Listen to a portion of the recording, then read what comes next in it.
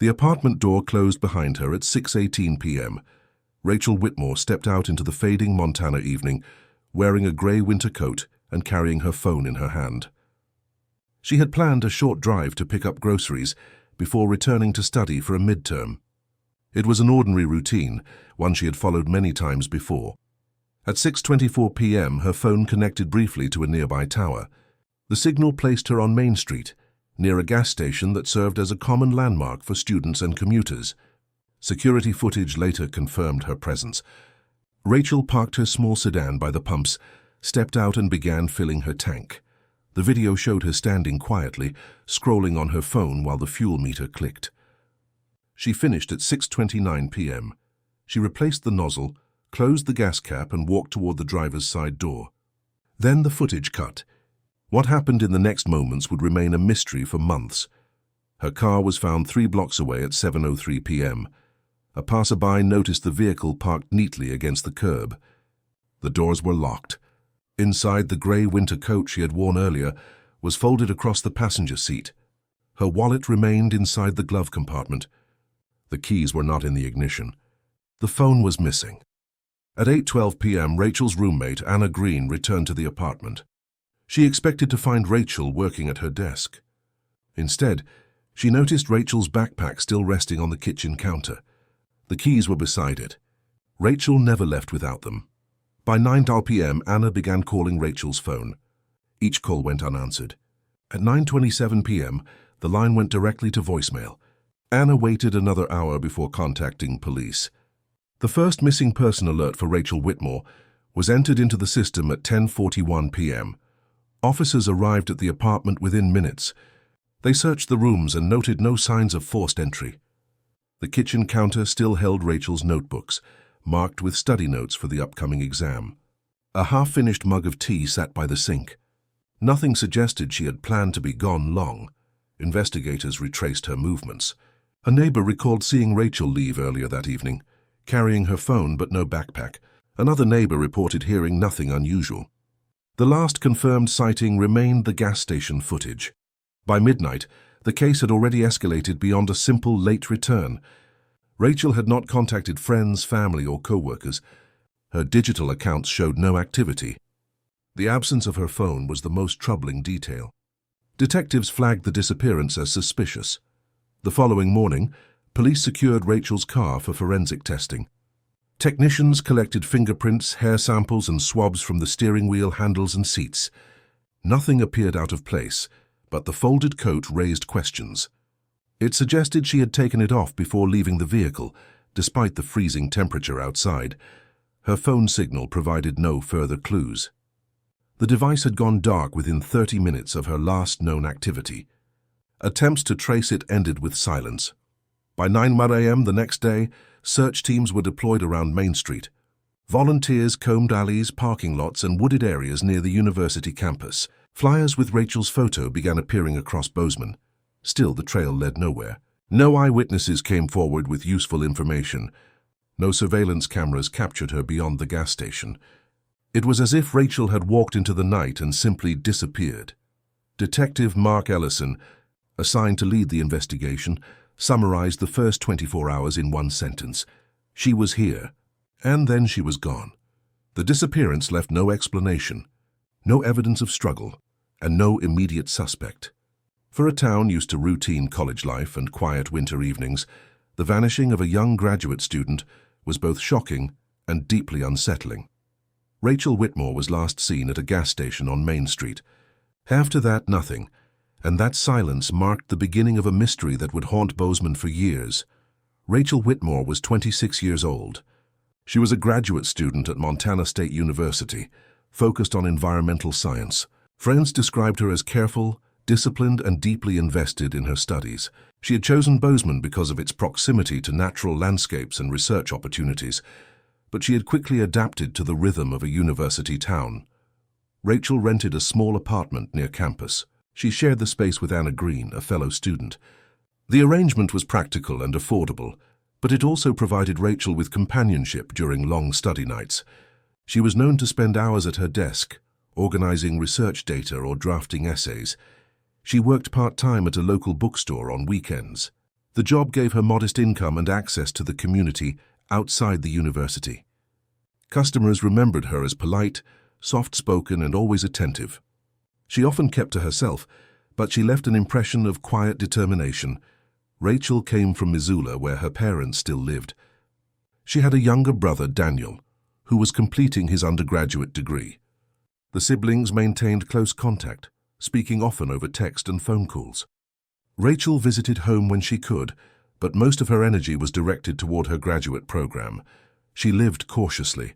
She kept a consistent routine, walking the same routes to class, shopping at the same stores, and limiting her social circle to a small group of friends. There were no indications of risk-taking behavior. She was responsible with her schedule, clear with her plans, and generally predictable. Her professors considered her reliable. She submitted assignments on time and frequently engaged in research discussions. Rachel was preparing for a midterm when she vanished. Her notes left behind in the apartment showed detailed outlines and highlighted texts. Nothing suggested distraction or personal turmoil. Friends later admitted that Rachel was not someone who sought attention. She blended into the background of campus life, rarely involved in conflicts or drama. Her disappearance struck them as unnatural, precisely because of that consistency. Rachel Whitmore was not careless. She was not reckless. She was steady, organized, and deliberate. For someone like her to vanish on an ordinary night left investigators with a troubling question. If it could happen to Rachel, it could happen to anyone. That uncertainty turned her absence into something larger than one missing person. It became a fracture in the sense of safety that Bozeman had quietly depended on for years. The last verified sighting of Rachel Whitmore was at 6:29 p.m. on February 17, 2021. Security footage placed her at the gas station on Main Street. She completed her purchase, removed the nozzle, and returned it to the pump. She turned toward her car, holding her phone in her left hand. Then the video ended. Her car was discovered less than an hour later, parked on North Bozeman Avenue. It sat in an orderly position against the curb. The vehicle doors were locked. Inside, investigators found the folded gray coat she had worn earlier that evening. Her wallet remained untouched in the glove compartment. The driver's seat was pushed back slightly farther than Rachel usually kept it, a detail noted by police, but not conclusive. The vehicle showed no sign of forced entry. No broken windows, no scratches on the locks. It appeared as if Rachel had parked the car herself and then walked away. But her backpack, her textbooks, and her personal belongings were still at home. The absence of her phone was the single anomaly. Detectives reviewed security cameras in the area. One camera from a nearby pharmacy captured a dark-colored pickup truck circling the block at 6:34 p.m. The image was grainy, and the license plate could not be read. The driver was never identified. The next lead came from a local resident who reported seeing a young woman resembling Rachel walking quickly near the intersection of Main and Broadway around 6:40 p.m. She appeared to be alone. The witness described her as moving with purpose, but could not confirm her identity with certainty. Police established a perimeter and searched the surrounding streets. They looked into alleys, dumpsters, and back entrances to businesses. Dogs were brought in to track her scent from the car. The trail extended 2 blocks north before fading near a parking lot behind a hardware store. Beyond that point, there was nothing. Detectives examined her digital footprint. Her last phone activity occurred at 6:24 p.m. when she received a text message from a classmate. She never responded. Attempts to trace the device after 6:30 p.m. failed. At 6:57 p.m., the signal disconnected completely. The timeline grew tighter. Rachel left the gas station at 6:29 p.m. Her car was found parked within the next 30 minutes. By 7 p.m., her phone was offline. Within less than 40 minutes, she had disappeared without explanation. Forensics focused on the vehicle. Swabs were taken from the steering wheel, gear shift, and interior handles. Luminol testing revealed no traces of blood. Fibers collected from the driver's seat matched her coat. The passenger side showed no unusual activity. The rear seats were clean. The neat placement of the coat disturbed investigators. The temperature that evening was below freezing. Rachel would not have walked outside without it. The coat folded on the seat suggested she had removed it willingly or under pressure. It was the first sign that she may not have left the car on her own terms. Detectives questioned the gas station staff. The cashier remembered Rachel briefly, but reported no unusual behavior. No one recalled seeing another person approach her. Customers in line provided little information. No suspicious interactions were noted in the footage. Her disappearance developed into a pattern that did not fit typical missing person cases. There was no history of mental health issues, no evidence of voluntary flight, and no immediate threats in her personal life. The details suggested intervention by another party. As hours turned into days, investigators retraced her movements again and again. They examined every frame of surveillance, every phone log, every financial transaction.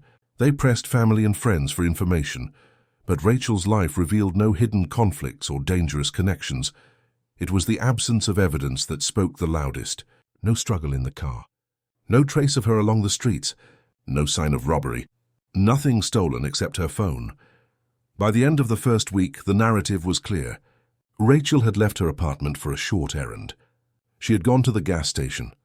Her car had been found nearby. Beyond that, every step dissolved into silence. And it was that silence that began to weigh on the investigators most heavily. It was not what they found that unsettled them. It was what they could not find. Rachel Whitmore had vanished in less than an hour. The city had cameras, witnesses, and patrols. But in spite of all of it, the next move she made was invisible. The case was no longer a disappearance with simple answers. It was now the beginning of a criminal investigation. Detectives classified Rachel Whitmore's case as high risk within the first 24 hours. The disappearance of an adult was not unusual, but the circumstances surrounding her vanishing demanded immediate escalation. She had left belongings behind, failed to respond to calls, and her car had been found abandoned. These were the signs investigators recognized as indicators of foul play. The Bozeman Police Department created a task group led by Detective Mark Ellison. At 42, Ellison was known for his patience and organization. He had worked missing person cases before, though few with such little evidence so early on.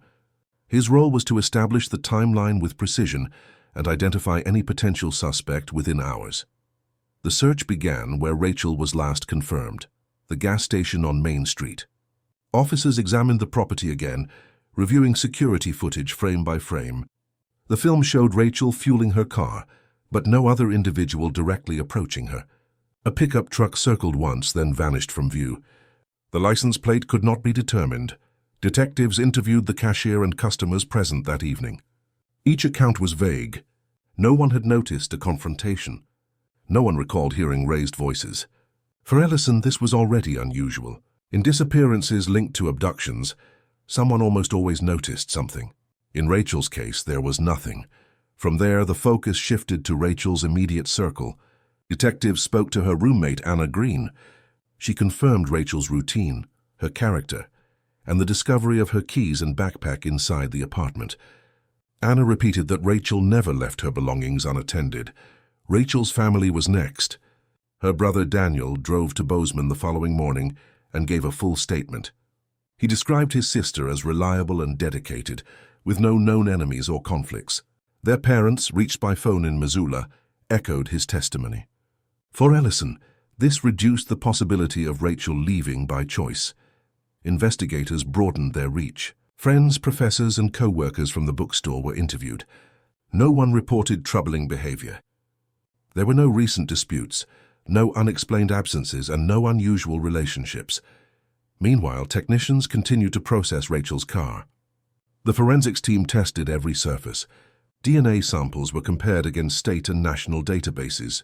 No hits were returned. The car remained an empty stage with no signs of struggle and no clear explanation for how Rachel had vanished. Attention soon turned toward possible suspects. One name surfaced early: Michael Benson, a co-worker from the bookstore. He had given conflicting statements about his whereabouts on the night of February 17th. When pressed, he admitted he had been drinking at a friend's house but could not provide specific times. Detectives noted his nervous behavior, but found no physical evidence linking him to Rachel. Another lead came from reports of a drifter seen loitering near the gas station in prior weeks. Witnesses described him as middle-aged, wearing layered clothing and carrying a large pack.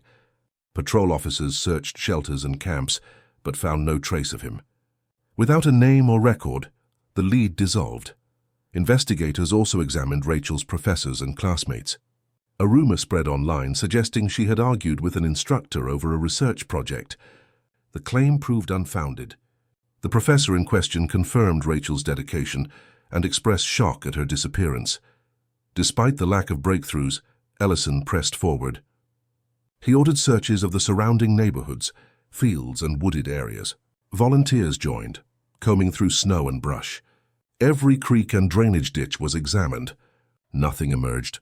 Public pressure mounted. News outlets began daily coverage. Flyers with Rachel's photograph appeared on every corner of downtown Bozeman. Her image spread across social media, with appeals for information. Tips poured in by phone and email.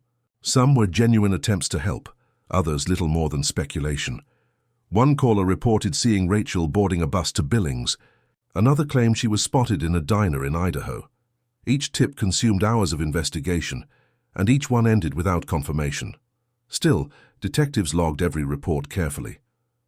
Ellison knew that even false leads sometimes uncovered patterns, but the longer the case stretched without progress, the more the silence weighed on his team. By the end of the first week, Rachel's disappearance had become a matter of public anxiety. University students adjusted their routines.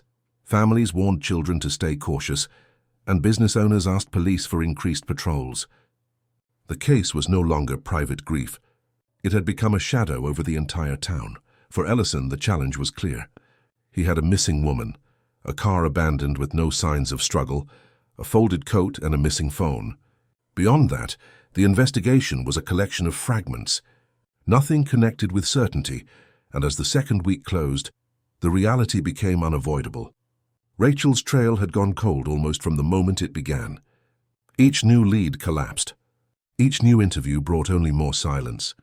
Detectives could not yet say who had taken her, why she had been targeted, or where she had gone. What they could say was this: Rachel Whitmore had vanished under the eyes of her community. She had been seen and then unseen. And the question left hanging over Bozeman was brutal in its simplicity. If she could disappear so completely, what else was possible? The investigation had only just begun, but the first cracks of uncertainty had already formed, and soon, those cracks would widen into dead ends that no one could ignore. The news of Rachel Whitmore's disappearance spread through Bozeman almost overnight. By the second day, her face was on local broadcasts, shared across social media, and taped to storefront windows. The sight of the posters unsettled a town that was more familiar with student celebrations and outdoor festivals than with criminal investigations. Rachel's family arrived quickly. Her brother Daniel took the lead, speaking with detectives daily and joining search teams wherever he could. His presence brought urgency, but his words remained measured. He asked only for help finding his sister. Their parents, still in Missoula, gave short public statements, carefully avoiding speculation. The family's quiet grief drew sympathy, but also deepened the sense of unease. On campus, students organized volunteer patrols. Groups walked through nearby neighborhoods handing out flyers, posting them on lampposts and slipping them into mailboxes. Many admitted they had not known Rachel personally, yet the fact that she had vanished so close to home created a ripple of fear. For those who lived in shared apartments or walked alone at night, her case was no longer abstract. It was personal. Local media reported cautiously at first, but within days, Rachel's name became a nightly headline. Anchors repeated the timeline of her disappearance, showing the grainy gas station footage on loop. Each broadcast ended with a hotline number. Community members tuned in with hope, waiting for news that never seemed to arrive. The bookstore where Rachel worked kept her shift open. A handwritten sign appeared on the counter. "We miss you, Rachel." Customers continued to stop by, asking questions the staff could not answer. Her absence hung over the aisles like a silence no one wanted to acknowledge. As days stretched into weeks, the posters began to weather. Corners curled in the wind. Rain streaked the ink on Rachel's printed smile. Volunteers replaced them, but the repetition itself became a symbol of frustration. Each new poster marked the same unanswered question: where was she? Conversations shifted across town. In coffee shops, in classrooms, and in church gatherings, People repeated theories. Some insisted Rachel had been abducted by a stranger. Others whispered that someone she knew must be responsible. Every rumor carried weight and every rumor fed doubt. The community's shock turned into vigilance. Parents set stricter curfews. Students began sharing rides instead of walking home. Shop owners installed extra lights outside their businesses. The normal rhythm of Bozeman life had been broken, and the fracture was visible. For Rachel's family, the weight was constant. Daniel pushed himself into every search, every interview, every news report. He refused to let her image fade. But behind his determination there was exhaustion. The questions grew heavier, and the answers remained out of reach. Weeks after her disappearance, the town had changed. Daily life continued, but the posters, the headlines, and the absence were reminders that something had been taken. And beneath the surface, another truth settled in. The longer Rachel remained missing, the harder it would be to bring her back. The first major tip arrived from a truck driver who claimed he had seen a woman matching Rachel Whitmore's description walking along the highway toward Livingston. Detectives checked traffic cameras, interviewed gas station employees along the route, and searched roadside ditches. Nothing matched. The sighting dissolved into silence. Days later, another report surfaced. A local bartender insisted Rachel had come into his establishment the night she disappeared, ordering a drink and leaving with a man in a dark jacket. Surveillance footage proved him wrong. The woman was identified quickly, another customer with no connection to Rachel. False leads piled up in the first month. A neighbor swore he had heard a scream near the apartment complex that evening. Investigators canvassed the building, spoke with tenants, and even conducted sound tests to determine if the claim held weight. It did not. The neighbor admitted later he might have confused the night in question with another. Online forums magnified the confusion. Armchair detectives dissected Rachel's social media accounts, speculating about her friendships, her field of study, and even her personal life. Some pointed to an ex-boyfriend. Others insisted she had staged her disappearance. The theories reached the family, forcing them to endure not only their grief but also waves of doubt cast by strangers. Detectives, meanwhile, struggled to maintain focus. The last confirmed trace remained the phone ping at the gas station on Main Street. Technicians reconstructed the signal, confirming it lasted only minutes before going dark. The lack of additional pings suggested the device had been powered off or destroyed. Forensics on the phone records uncovered no unusual calls or suspicious numbers. Search teams turned toward nearby rivers and wooded trails. Cadaver dogs swept the frozen banks of the Gallatin River. Volunteers combed through snow-covered fields, marking areas on maps as cleared. Each search ended the same way. No evidence, no clothing, no personal belongings. In February, a rumor spread that Rachel's backpack had been found near a rest stop. Detectives rushed to the scene, only to discover an unrelated bag discarded by a traveler. The false alarm highlighted the desperation of the search. Every object, every rumor, carried potential significance until proven otherwise. The pressure mounted. Reporters pressed detectives during weekly briefings, asking the same question: was there any sign of foul play? The official answer remained consistent. Nothing is ruled out. Nothing is confirmed. Inside the investigation, however, tensions grew. Some detectives believed Rachel had left willingly, pointing to the fact that her keys and backpack remained in the apartment. Others argued that the digital silence pointed towards something darker. The lack of consensus slowed decisions. By March, tips had slowed. Leads that once arrived daily dwindled to 1 or 2 a week. Many were repeats of earlier claims. The case began to stall, and with it, public confidence. Posters still hung in town, but fewer volunteers joined the searches. The story slipped lower in the news cycle. Detectives returned to the gas station footage, reviewing it frame by frame. They identified several vehicles entering the lot around the time Rachel's phone last pinged. Each driver was tracked down, interviewed, and cleared. One truck lingered as a question mark, but its license plate was too blurred to read. That single frame became a lingering point of frustration. For Rachel's family, the quiet was unbearable. Daniel continued pressing investigators, demanding updates, but often left briefings with no answers. The silence deepened the fear that the case was slipping into cold status. Community patience began to erode. Rumors shifted from hope to darker conclusions. In hushed conversations, people wondered if Rachel was already gone. And then, nearly 4 months after her disappearance, investigators received a call from a man claiming to have information about Rachel's fate. He spoke with confidence, offering details about a remote cabin and a woman being held there against her will. The lead sounded different. The information was precise, the description vivid. Detectives mobilized, convinced they had finally found the break they had been waiting for. What they discovered inside that cabin would take the investigation into an entirely new direction. The tip about the remote cabin reached detectives on a quiet Monday morning in April. The caller identified himself as a hunter who often moved through the backcountry.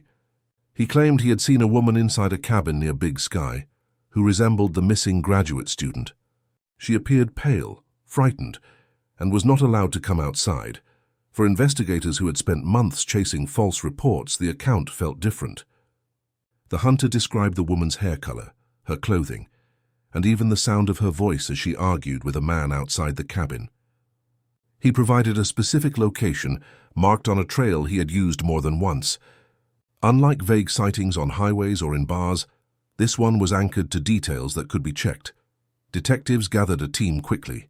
Plainclothes officers drove into the area, parking vehicles away from the trailhead to avoid attention. They hiked in silence, following the hunter's directions. The landscape was dense with trees, snow still packed along the edges of the trail. Hours passed before they reached the clearing. The cabin stood weathered and small, smoke rising from a crooked chimney. A truck was parked nearby, its license plate covered in mud. Investigators noted every detail. They approached carefully, listening for movement inside. When they knocked, a man answered the door. He was in his 40s, unshaven, and immediately hostile. He insisted no woman was inside and accused the officers of trespassing. Detectives pressed harder, asking for permission to enter. The man refused. At that point, they stepped back, requested a warrant, and secured the area from a distance. The standoff lasted hours. As evening approached, the warrant arrived. Officers returned with authority to search. They entered the cabin with caution, expecting confrontation. What they found was stark, but not what they had hoped for. Inside, the single room was cluttered with tools, hunting gear, and stacks of old magazines. There was no trace of Rachel Whitmore. No clothing, no belongings, no evidence of a second occupant. The man was arrested on outstanding warrants unrelated to Rachel's case, but the connection ended there. For detectives, the setback was devastating. The details provided by the hunter had seemed credible. The long hike, the tense confrontation, the search, all of it led to another dead end. Yet one small discovery stood out. In the corner of the cabin was a set of cell phone chargers, incompatible with the man's personal devices. Their origin could not be explained. The chargers were collected as evidence. Analysts compared them against known brands and models. None matched Rachel's missing phone, but the discrepancy raised new questions. Was someone else connected to the property? Had another person been staying there before the search? Meanwhile, detectives revisited the caller. His statement had been clear and consistent. He described the woman in the cabin as distressed, with a voice that sounded strained. Yet when shown photos of Rachel, he admitted he could not be completely certain. The possibility remained that he had seen someone else entirely. Despite the collapse of the lead, the cabin search reignited attention. News outlets reported heavily on the operation, framing it as the first major breakthrough since Rachel's disappearance. Footage of officers entering the woods ran repeatedly on television. For the public, the image of the cabin became symbolic, a potential answer that slipped away. Behind the scenes, investigators tightened their scope. The presence of the truck, the unexplained charges, and the man's hostility were not dismissed. Detectives traced the truck's registration, uncovering links to seasonal work crews that moved frequently across Montana. The possibility of transient individuals passing through the region opened a new line of inquiry. For Rachel's family, the news was unbearable. The hope that she might be found alive inside the cabin dissolved into another unanswered question. Yet the search proved something important. Detectives were still moving, still pressing, still unwilling to let the trail go cold. The breakthrough had not delivered Rachel, but it shifted the investigation into a new phase. one where the focus turned from random sightings to the people who moved quietly through Montana's backcountry. And among those people, investigators would soon uncover a name that changed everything. The name first appeared in a property record search tied to the truck found at the cabin. Investigators traced the registration back to a seasonal worker named Caleb Vance, a 42-year-old man with a scattered history of employment across Montana and Wyoming. He had no permanent address, moved frequently, and often took short-term jobs in construction or forestry. At first glance, his background looked unremarkable, but his pattern of constant movement drew interest. Detectives ran his name through state databases. What surfaced was concerning. Vance had prior arrests for trespassing and burglary, as well as an unresolved charge for unlawful restraint from a decade earlier in Idaho. In that case, a woman reported that Vance had tried to prevent her from leaving his vehicle after a night at a bar. The charges were eventually dropped when the witness refused to testify, but the details alarmed investigators. Detective Sarah Klein dug deeper. She reviewed phone records, financial transactions, and prior residencies. Nothing tied him directly to Rachel, but what stood out was his presence in Bozeman at the time she disappeared. Employment logs placed him on a roofing job less than 2 miles from her apartment in February 2021. He had left the position suddenly, only days after Rachel was last seen. This overlap changed everything. Vance, who had seemed like another transient figure on paper, was now a person of interest. Detectives built a profile, solitary, confrontational, with a history of volatile behavior. Former co-workers described him as unpredictable, prone to sudden anger, and unwilling to discuss his past. Investigators began surveillance quietly. They tracked him to a rented trailer on the outskirts of Livingston, about 30 miles from Bozeman. The property was isolated, hidden behind a line of trees near the highway. Detectives noted his habits. He left early in the morning, often returned late, and rarely interacted with neighbors. The break came through forensic cross-checking. When evidence from the cabin was re-examined, one of the cell phone charges collected bore a faint partial fingerprint. Technicians enhanced the print and entered it into the system. Days later, the match came back. It belonged to Caleb Vance. That connection, though circumstantial, was enough to raise alarm. It proved Vance had been inside the cabin. Combined with his presence near Rachel's apartment at the time of her disappearance, the case against him began to tighten. Detectives moved carefully, aware that premature action could jeopardize the investigation. They interviewed Vance under the guise of a routine check related to the cabin. He was defensive, insisting he had been in the area but denying any knowledge of Rachel. His answers were short, and his eyes avoided direct contact. He claimed he left Bozeman because of bad weather and bad luck, offering no further explanation. At the same time, detectives searched for any witness who might place Vance and Rachel in the same location. A gas station attendant recalled seeing a woman resembling Rachel arguing with a man near the pumps on the night she vanished. The description was vague, but when shown a lineup, the attendant hesitated and pointed toward Vance. It was not a definitive identification, but it aligned with the growing suspicion. The investigative team reviewed Rachel's digital trail once more. Her phone had last pinged near that same gas station. If she had encountered Vance there, the pieces could finally connect. Detective Klein compiled the evidence. Vance's sudden disappearance from work, his history of restraint, his fingerprint in the cabin, and the possibility that he was the man seen near Rachel. It was enough to elevate him from person of interest to prime suspect. Word spread quietly through the department.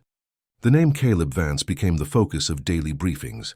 Each day, detectives added more fragments to the timeline, examining his movements, his employment records, and his past offenses. They discovered he had once lived in Idaho under a different alias, raising questions about what else he might be hiding. Despite the mounting suspicion, investigators lacked one crucial element: direct evidence tying him to Rachel herself. There was no body, no recovered belongings, and no forensic sample beyond the charger. The case remained fragile, but detectives were not willing to let it go. Surveillance was intensified. Vance was followed on his drives, his trailer monitored day and night. He seemed to notice at times, glancing over his shoulder, lingering at intersections and changing routes. His behavior only reinforced the sense that he was guarding something. For Rachel's family, the shift was not public, but they sensed movement. Detectives told them an individual was under close review. They withheld the name but promised the case was progressing. Hope returned, faint but real. By early summer, the investigation was no longer about whether Caleb Vance was connected. It was about proving it beyond doubt. Detectives prepared warrants, drafted plans, and coordinated with forensic analysts. The net was tightening. And yet one lingering question haunted the team. If Vance had taken Rachel, where was she now? That answer lay hidden in the shadows of Montana's vast wilderness, waiting for the moment when the truth could no longer stay buried. The interrogation room was quiet when Caleb Vance was brought inside. Detectives had spent weeks preparing. Surveillance had placed him near Rachel's last known location. Forensic results tied him to the remote cabin. The evidence was not yet enough for a conviction, but it was enough to pressure him into an interview. Detective Sarah Klein led the questioning. She began with neutral topics: his work history, his movements in February 2021. Vance gave clipped answers, repeating that he had nothing to hide. His arms were folded, his eyes fixed on the table. When detectives shifted to Rachel Whitmore's name, his demeanor changed. He claimed he had never met her. He said he did not know why police kept connecting him to her case. His voice rose as he insisted the investigation was a mistake. But his agitation only deepened suspicion. Detectives revealed the fingerprint on the charger. Vance froze. He leaned back, shook his head, and muttered that the item must have been planted. The denial sounded weak even to him. The silence stretched. Detectives pressed harder. They replayed the gas station footage, pointing out the man near the pumps whose build and clothing matched his. They reminded him of the gas station attendant who had identified him tentatively. Vance denied it again, but his hands began to tremble. The turning point came when detectives brought out Rachel's personal items. Her keys and backpack, left behind in her apartment, suggested she had never left willingly. They asked Vance directly if he was responsible for her disappearance. For the first time, he hesitated. The pause was small, but it broke the rhythm. Investigators leaned into it. They told him the family deserved the truth, that the search would not stop until Rachel was found. They warned him that silence would only worsen the outcome. Hours passed. Vance shifted between anger and silence. He demanded breaks, then returned, more worn each time. Finally, his shoulders sagged. He spoke quietly, almost to himself. He admitted he had seen Rachel the night she disappeared. At first, the confession came in fragments. He claimed it was a chance encounter at the gas station. He said they argued after he offered her a ride and she refused. He insisted it was never planned. But under continued questioning, the truth expanded. Vance described following Rachel after she left the station. He admitted confronting her near her apartment. He said he grabbed her, forced her into his vehicle, and drove toward the backcountry. His voice broke as he said the words. He tried to insist he never meant for it to go that far, but the detail was clear. He had taken her against her will. Detectives asked what happened next. Vance stared at the wall for a long time. He admitted Rachel resisted, that she tried to escape, that in the struggle he struck her. He said she never regained consciousness. He claimed he panicked, drove to an isolated area, and left her there. The room was silent after the statement. Detectives recorded every word, marking the moment when months of uncertainty turned into grim certainty. The confession did not bring closure. It did not answer every question. Rachel's exact final resting place remained unknown, and Vance's account shifted under pressure. But for the first time, investigators had a directed mission. The case was no longer about theories or suspicion. It was about justice, and with his confession, Caleb Vance set the stage for the arrest that would shake the Montana town to its core. The arrest took place before dawn on a cool September morning. Detectives had coordinated with local deputies, surrounding the trailer where Caleb Vance had been living. Officers moved silently, headlights off, waiting for the signal. When it came, they advanced quickly, weapons ready but restrained. Vance was pulled from the doorway within seconds. He offered little resistance, only shouting that the police had twisted his words. His voice carried across the lot, drawing a small group of neighbors who watched from behind fences. For many, the name meant nothing, But by noon, everyone in Bozeman knew who he was and why he had been taken away. The charge was clear: the abduction and death of Rachel Whitmore. After months of silence and unanswered questions, the community finally had a name, a face, and a crime to attach to the mystery that had haunted them. Detectives escorted Vance into custody with deliberate care. Cameras waited outside the station, capturing his image in handcuffs. The footage looped on television screens across Montana that day. His unshaven face, his downcast eyes, and his heavy frame became the image of the case. Rachel's family was notified before the news broke. Her brother Daniel listened quietly as detectives explained that Vance had confessed, that he was in custody, and that the investigation was now focused on recovering Rachel's remains. Daniel's response was brief. He asked only if Vance had told them where she was. The detectives admitted he had not given a precise location. In Bozeman, the arrest spread like wildfire. Students on campus gathered in small groups, refreshing news updates on their phones. Residents lined up at the coffee shops, discussing the case in hushed voices. Relief mixed with anger. The town had lived in uncertainty for 7 months. Now the fear shifted into outrage. Reporters framed the arrest as both an ending and a beginning. The suspect had been caught, but the absence of Rachel's body left an unfilled void. Headlines focused on justice, but every story returned to the same haunting fact: Rachel had not come home. For detectives, the arrest marked a critical milestone. Years of training had prepared them for this moment, but the weight of it was different. The case that had consumed their daily lives, the long hours, the sleepless nights, now had a face responsible. Yet victory felt incomplete without resolution for the family. The official press conference was brief. Law enforcement confirmed that a suspect was in custody, that he had confessed, and that the search for Rachel continued. No questions about motive were answered. No speculation was entertained. The tone remained factual, deliberate, and restrained. The community now had what it had demanded: an arrest. But the sense of closure was fragile. The unanswered questions lingered in every headline. In every conversation, Rachel was still gone, and the town of Bozeman braced for what the courts and the search for truth would reveal next. The arrest of Caleb Vance shifted the case into the legal arena. What had begun as a mystery in February 2021 now moved into the courtroom, where evidence, testimony, and procedure would decide the outcome. For Rachel's family, the trial was another ordeal, public, relentless, and filled with reminders of what they had lost. Prosecutors built their case around Vance's confession, the fingerprint on the charger, and his suspicious presence in Bozeman at the time of Rachel's disappearance. They emphasized the gas station footage, the attendant's partial identification, and his erratic work history. While circumstantial in parts, the pattern was strong. It showed opportunity, means, and motive. Vance's defense attempted to dismantle the narrative. His attorneys argued that the confession had been coerced, that investigators had pressured him during hours of questioning until he broke. They highlighted the lack of physical remains, pointing out that Rachel's body had not been found. Without direct evidence, they claimed, the case was incomplete. The courtroom filled each day. Reporters occupied the front rows. Community members who had followed the story for months attended quietly, listening as prosecutors described the timeline in measured tones. For Rachel's family, the process was painful. Every photograph, every digital record, every fragment of testimony replayed the moment she vanished. Detective Sarah Klein testified, walking the jury through the investigation step by step. Her calm, precise delivery carried weight.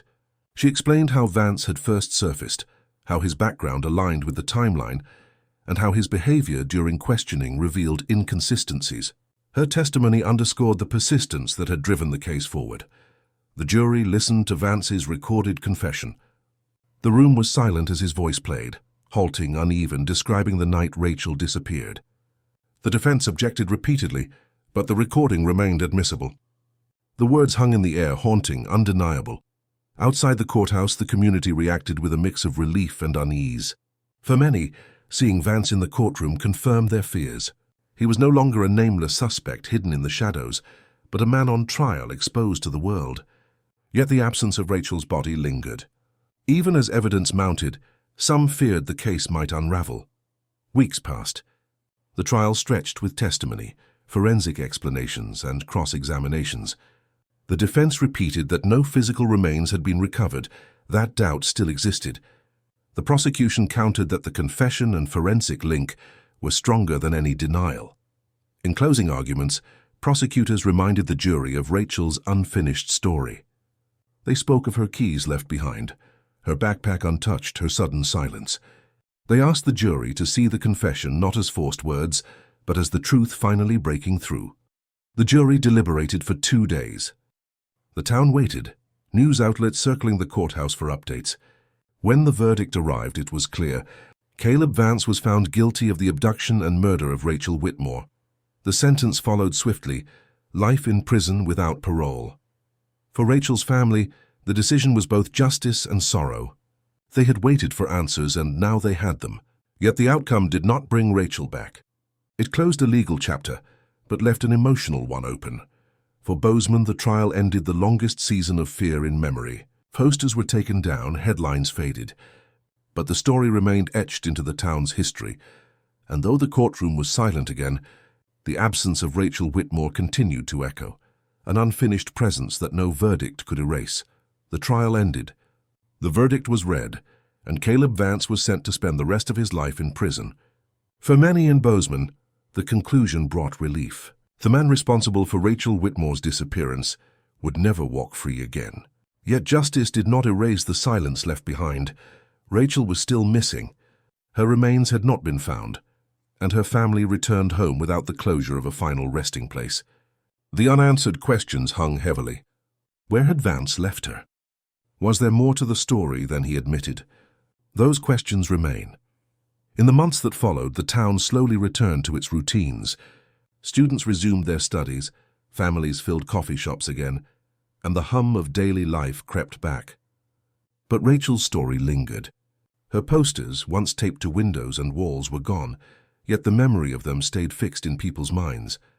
For detectives, the case carried lessons that would not be forgotten. Persistence, even through months of silence and false leads, had uncovered the truth. Small details, the ping of a phone, a fingerprint on a charger, a chance sighting at a gas station, had built the chain that led to justice. It was a reminder that cold cases are not always beyond reach. Rachel's family chose to keep her name alive. They established a scholarship fund in her honor, supporting students in environmental science, the field she had devoted herself to. Each year when the award is announced, her name is spoken again. It ensures that her life is remembered, not only for how it ended, but for the work she had hoped to begin. In Bozeman, people still recall the winter when Rachel vanished, the months of uncertainty, and the shock of the arrest. The case changed the way the town looked at safety, at trust, and at the fragility of routine. The story of Rachel Whitmore remains a haunting reminder. Disappearances are not just headlines or statistics. They are lives cut short, families altered forever, and communities forced to face the unthinkable. And though justice was served, the silence of what was never found continues to echo in Montana's mountains, a shadow that time cannot completely erase.